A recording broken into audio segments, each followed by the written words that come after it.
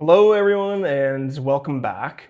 Are you or your loved ones suffering from, mental health problems due to cancer diagnosis? You don't have to be the one going through cancer having this. You could also be a caregiver or have a family member that's going through this. Are you finding that you or your loved ones are feeling constantly stressed or anxious? Today's video focuses on mental health, and I'm going to give you three ways that can help you manage your stress and anxiety. These three things have at least worked for me, so I would hope that they potentially would work for you if you haven't started utilizing these methods yet. But these are things that have really worked for me, and I would recommend. I'm obviously not a healthcare professional, so take my advice with a grain of salt, but I do find that they've helped me and they've helped my partner Megan as well through this whole journey. Through my journey, I've felt a whole range of ways and different emotions. This includes constant stress and anxiety, just feeling like burdened all the time. I felt scared and lonely, even though I have friends and family, and especially Megan by my side through everything, I felt very lonely through this, feeling like, I'm obviously not the only one in the world with cancer, but when this happens to you, there is a sense of loneliness that you have when, everyone surrounding you, it seems like they're healthy and somehow you're the unlucky one who's unfortunately received this diagnosis. I felt like the world's going to end. Like, I just feel like a perpetual sense of doom, which has, made living sometimes feel hard. And because of that, I felt like I can't be helped in a lot of ways. And in some circumstances, it just feels like nothing's going to make anything better, especially with my diagnosis and it's being incurable cancer. I felt like nothing will ever be able to help me and everything's going to end. I've also felt super overwhelmed very easily for almost a year now. Social gatherings have been really hard for me. Social interactions have been difficult. So you might be feeling very overwhelmed with your senses. And lastly, I felt, like, why did this happen to me? And you've probably also felt like, why did this happen to me? I don't wish this on anybody, obviously, but it feels like, why did I draw this crappy stick in life? It just feels so unlucky and unfortunate. And not to play the victim card, but it does feel like sometimes, the world's, out to get you when, you get news like this. So if you're feeling like that, I know exactly how you feel. So you've probably felt the same way as I have, if not, more. I mean, that's not an exhaustive list for me. I felt other things, but those are probably the common ones that we share together of the range of emotions and feelings that we felt through this journey. There's no right or wrong way to cope with these feelings and emotions. You deal with it the best way you know how. But again, hopefully these strategies I'll provide today can help you manage these maybe a little better than you're managing them now. I also want to preface this with there's no shame in seeking help for, these things and these feelings.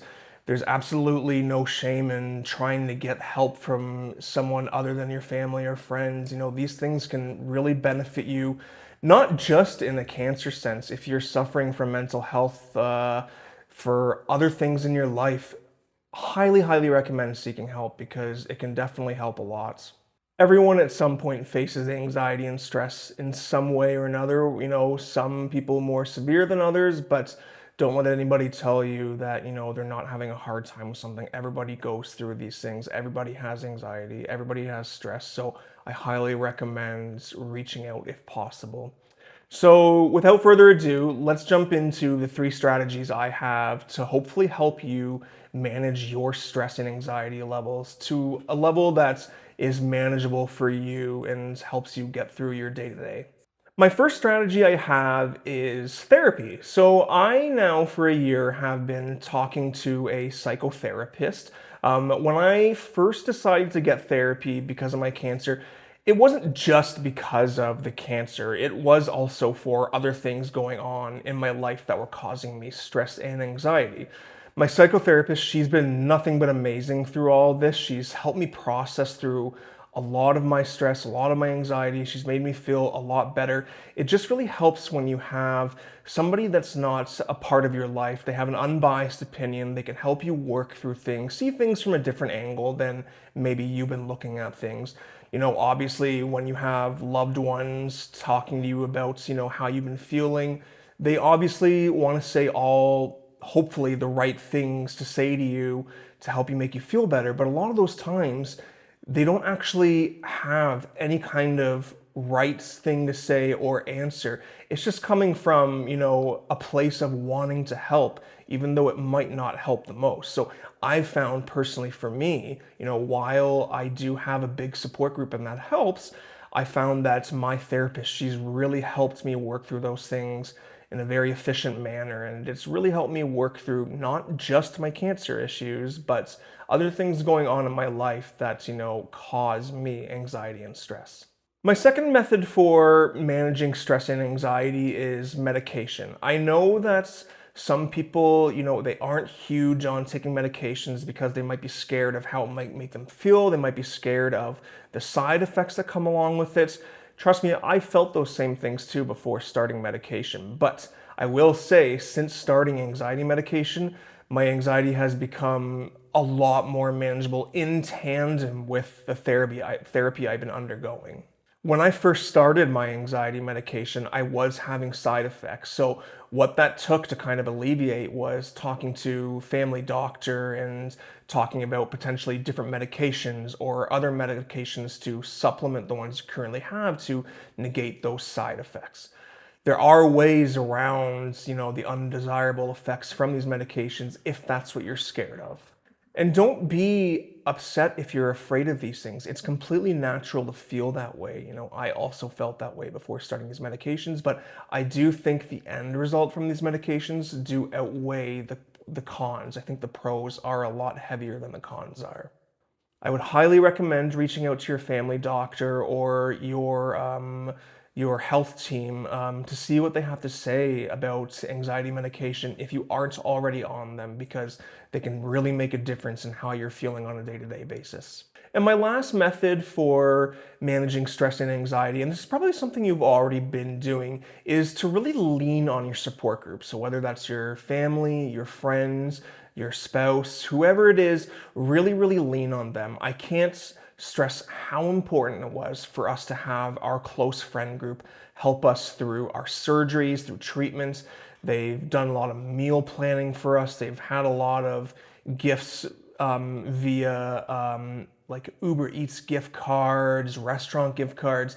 It's just been so helpful when we haven't had to worry about, what are we going to do for meals for ourselves when we have, very low energy and we just don't have the will to really make things for ourselves. Those things really help, and just having people around to help us with, whether it's rides to and from a hospital, these things really, they add up quickly, and it's really important to have a close support group to help you. But they've also been there to help us talk through our hard times and really talk us through these things, help comfort us. If therapy maybe isn't something for you or you're not quite ready for it yet, try utilizing your friends and family for that same reason. Maybe they're not therapists, but I'm sure they'd still love to lend an ear and help talk you through things.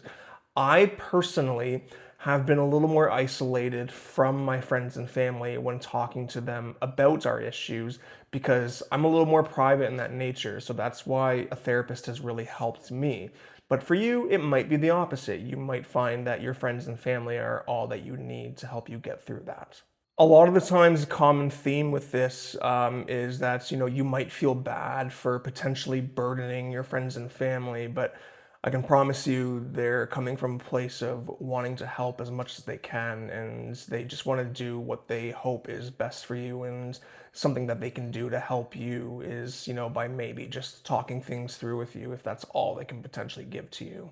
So while this list was maybe not, any kind of secret way to help you get through these things, they are pretty common ways actually. It's just these are the things that have helped me. They are strategies that I think could help you if you haven't started them. I would highly recommend, reaching out to your healthcare team to ask them what methods are potentially available for you.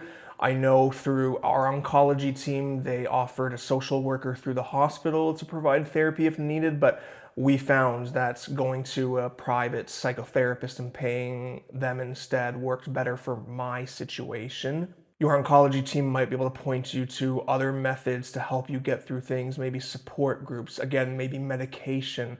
But these are things that are important to talk about with your team to make sure that you're managing your health as well as you can be. I would hate to, see you suffering through this without any kind of help, because it's a hard journey to get through. And without, the having a therapist at my disposal or medications or my friends and family, I don't know if I would have been able to get through this, by myself. It's something that's really, really hard to, come to terms with and really grapple with. So I highly, highly recommend leaning on these strategies if you haven't already. I'm going to leave a couple of links down below for some resources. These are more for if you live in Canada, as I'm not familiar with the US or international healthcare system and the supports they provide. But hopefully, if you're in Canada, you'll find these links useful and it's something that maybe can help you get through your struggles. If you are from the States and you do know of resources that might help other people, maybe leave those down in the comments for other people to see because that might help them a lot. It also probably is just a quick Google search away for you if you don't know what's available to you to kind of find out what might be. But I think the first step is reach out to your healthcare team and see what they might have to say about it because they might have some packages available for you to read over and try and find help. I hope today's video has been informational and helpful. I know exactly what it's like to struggle with mental health going through this journey. There's a very strong chance, again, that if you have cancer diagnosis or if you're caregiving for somebody who does, they are definitely probably going through the same thing, and the struggle doesn't just have to be on the person who has cancer. It also goes for those who are loved ones, friends, family. So I really do hope that this has helped. If you found today's video interesting, please leave a like, subscribe if you haven't already, as it really helps our community grow, and I'll see you in the next video. Thanks.